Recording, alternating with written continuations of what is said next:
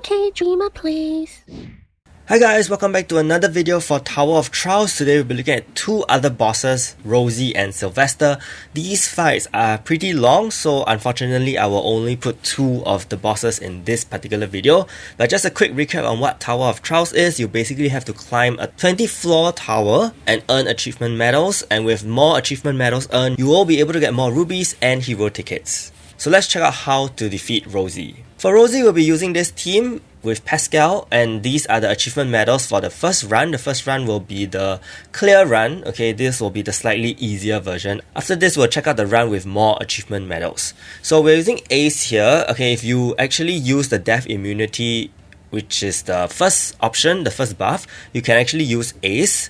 And because Ace has a 3-turn buff duration reduction, and Rosie later on will have an all damage immunity for 3 turns, so Ace will actually clear that very easily. But if not planning to get the death immunity buff, then you have to use Leo because Rosie does cast death. For her skills, she actually revives all fallen allies, and then she also has a chance to inflict death. Her allies are actually these zombies, and you want to try to avoid killing them because the more you kill them, the more damage Rosie can do. So ideally we only want to kill them once, especially in this particular situation. As you can see, the enemy team actually has a speed of 160. So if you actually have decent speed on this particular team, you can outspeed them. You can actually cast Asura's focus target on Rosie, and then your run will be pretty smooth. But unfortunately, this team doesn't have enough speed, so you will have to actually clear the first round of minions. Okay, you will be giving Rosie some boosts, damage boost, but that's completely fine because once the minions are down, you can put the focus target on Rosie, and from here on, all your skills will be aiming Rosie, and that will be fine. So Espada is actually pretty important because she actually lands magic vulnerability, and this allows your Pascal to do more damage to Rosie. The mechanic is pretty similar to fighting Iron Devourer, so all you need to do is focus on Rosie, and as you can see, once you have the focus target on Rosie, you don't really have to worry too much about killing the minions because most of the attacks, all the basic attacks will definitely be aiming Rosie. What you need to do is to focus on your health because after all, Rosie does have 4 stacks of damage increase. So what you need to do is to keep your keep your heroes alive and heal when necessary, or even use Asura's shield if needed. So at 50% HP now, Rosie does get a 3-turn damage immunity. So unfortunately on this team, you don't really have any buff duration reduction unit, so you really have to just tank this through and place the focus target on Rosie continuously so that you'll be aiming her and not killing the minions. Other than that, as I mentioned, if you want to bring Ace for this purpose, it is also possible because Ace has a single target 3-turn damage duration reduction. So this will probably be the part where this potential flaw drags on because you can't actually kill Rosie and damage her in this situation. So hold back on using your Pascal skills, especially just let the turns pass quickly. If you want, you can turn off auto skill so that Rosie will be able to use her basic attack earlier, okay, and then you will be able to clear the entire floor faster.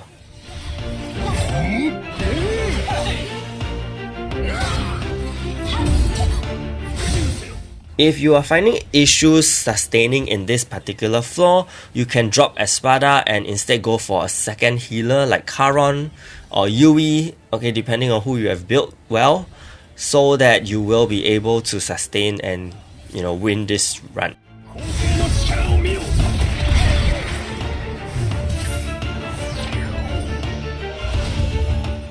So 3 medals. If you want to go for the 5 medals, you can actually go with this damage immunity and also to grant a stack of damage resistance on Rosie. So over here, I'm still using Asura, but instead of Espada this time, I'm bringing Biscuit. Biscuit actually allows your Pascal to do more damage, and Leo is of course here for damage immunity. Again, this team doesn't have enough speed, so you will have to kill off the first wave of minions first and then place the focus target on Rosie before continuing. So the strategy is basically the same. In this case, I decided to use the shield first to actually tank the damage that the minions are gonna do to you, so you can actually survive a little better. Once the minions are down, then you cast the focus target on Rosie. And from here, once focus target is up, technically you don't have to worry so much. And you can even buff Pascal with Biscuit's bottom skill, so that Pascal will be able to do a lot of damage to Rosie. And you can end this run much faster. Power of destruction.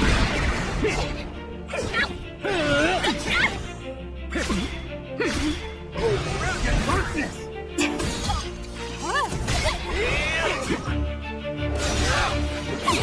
It's the might of an emperor. Dominate people!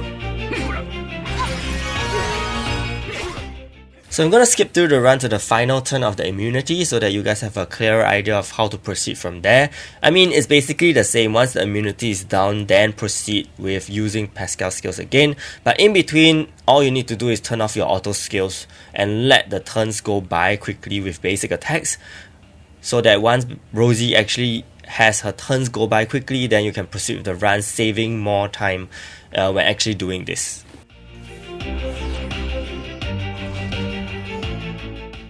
Next up, we'll look at Silvesta. Silvesta is actually one of the most annoying bosses in the entire tower. So these are the medals you'll be using, okay, for the most basic clear, which is kind of also the most easy, way to handle him. Basically, do not let him heal too much and also allow yourself to do buff duration reduction on your basic attack.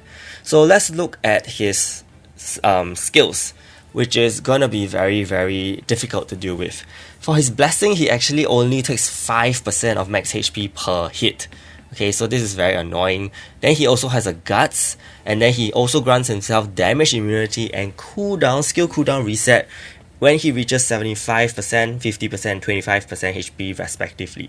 For his skill 2, he actually grants himself debuff removal, so if you land any debuffs on him, he's gonna cleanse, which is gonna be bad, and then he also has buff duration reduction and ignore defense on his skill 1. So with all these taken into account, you probably want to have Teo here. Teo here is for buff duration reduction. In fact, later on we'll talk about the potential of using buff removal instead, okay, for the more medal run. But for the basic clear, I believe many people already have Teo built, and I think Teo will become useful over here. Of course, you will need Shane as your main damage dealer as well, because she does have follow-up attacks. This allows you to chip off Silvesta's HP even faster beyond the 5% blessing cap that he has. So if you're thinking of using Pascal, it's not that recommended because Pascal can only hit 5% damage cap per hit, right? But Shane, she has the potential to do follow-up attacks, so yeah, even better. Basically, in this run, you just have to sustain yourself and cast Phoenix, like the way you play Destroyer Gaze, and then use Shane's skill to damage him. He won't be taking too much damage, and this will be an extremely long battle. You can also use Teo's skills if Shane's skill is still on cooldown, and then of course if you are having trouble sustaining, remember to cast Evan's Shield and also heal with Lina in order to sustain yourself. To do more damage, of course, it will be to use Phoenix and Lina's buff. Also make sure to use Rachel's debuff only after he cleanses himself with his second skill, because otherwise it will just be a waste. It's technically a very straightforward flaw, but it is just so annoying to deal with because it is very long and he has that 5% damage cap. So as you can see, I really sped up the video to about 1.5 times, because otherwise this video is going to be super long. I think each Silvesta run could potentially go up to about 20 minutes. So once you see here, he has reached the 50% HP mark, he reset his skill cooldown. So Silvesta shields are actually turn based, but you will realize that the turns are actually decreasing very quickly as though they were hit based, right? The reason why is because, again, we chose the buff that we gave to ourselves earlier on in the match, that is to apply buff duration reduction with every attack that we do. So that is why you see this particular shield that he has going down very quickly, but keep in mind that it's actually turn based and not a hit based shield.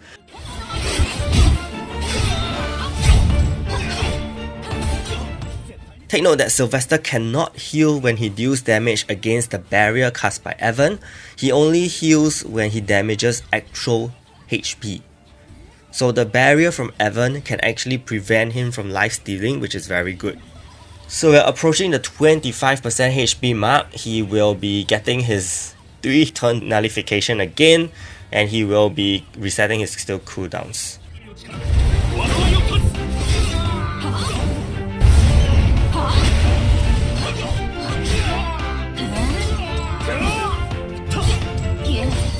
If your Shane is not well built in terms of gears and substats, then your damage will be lesser, probably lesser than his 5% damage cap, and that's going to take even longer. And please bear that in mind that you only have a 200 turn count to clear this, because if you fail to clear this in 200 turns, you will be considered as a loss. And upon hitting 1 HP, he's going to heal back all the way to 50%. Thanks to his guts ability, which is so annoying again. So these are things you need to keep in mind. You cannot take your own sweet time and in the earlier phases.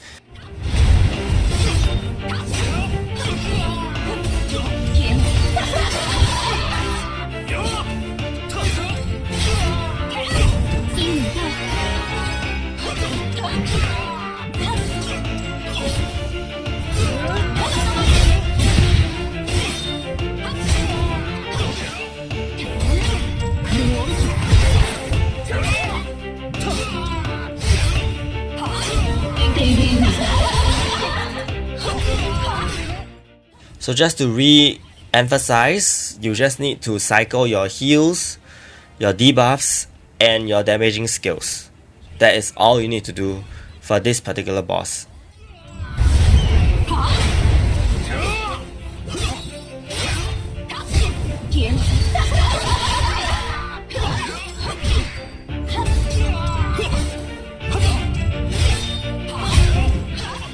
Yay, congratulations, you probably defeated him as well.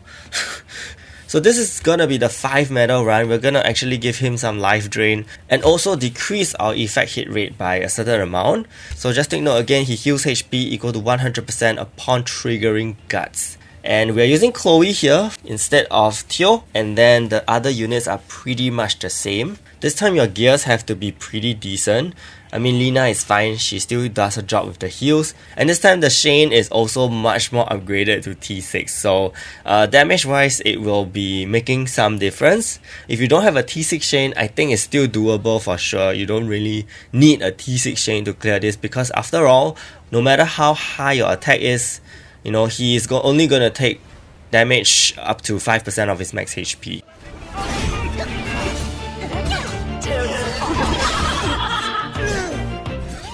So be sure to cast Chloe's bottom skill, which is to apply the unable to recover, because don't forget you have given Silvesta a life drain buff, so he will be life stealing and healing beyond above that 5% damage cap that you are doing. So in order to stop him from doing that, make sure you continuously keep the unable to recover on him, so that you will be able to reduce his HP properly.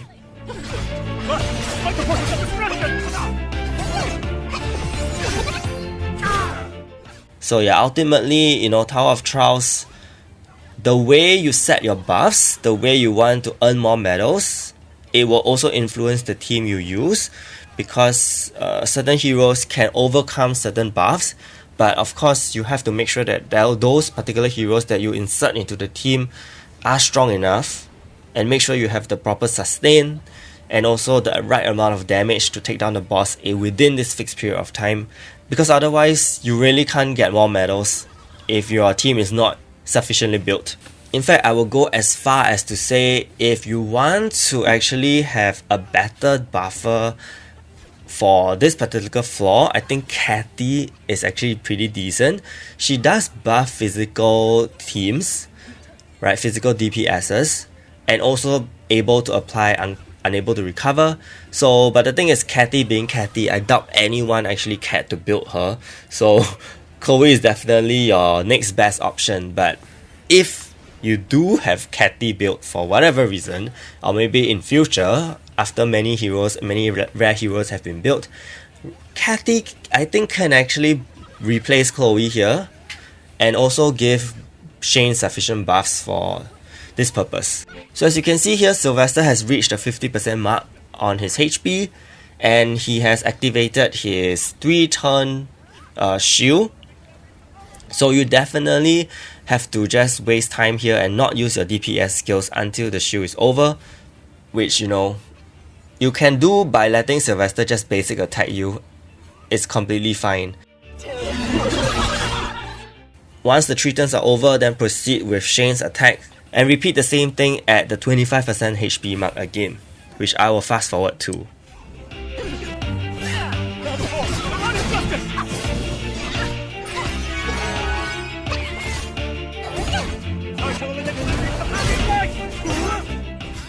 Take note that even though Silvesta has his damage immunity, debuffs still can go through, so you can take the time to actually apply all the debuffs you need on Silvesta during this phase, especially when he's down to 1 turn left.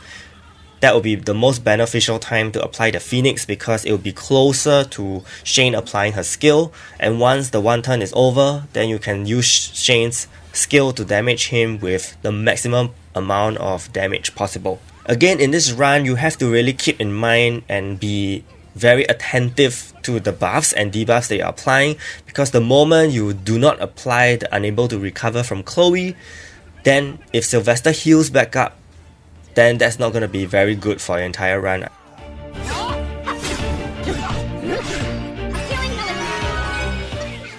And as you can see here, we are very near the 200 turn mark. And keep in mind that Silvesta, once he reaches 1 HP, he will actually also heal back due to the Guts ability. But because you have Chloe's unable to recover on him, he won't be able to do that. So that is why Chloe is so important for this particular medal run. So I hope this video helped, and if it did, do give it a like and subscribe to the channel. Stay tuned for more Tower of Trial videos. Thank you so much and see you!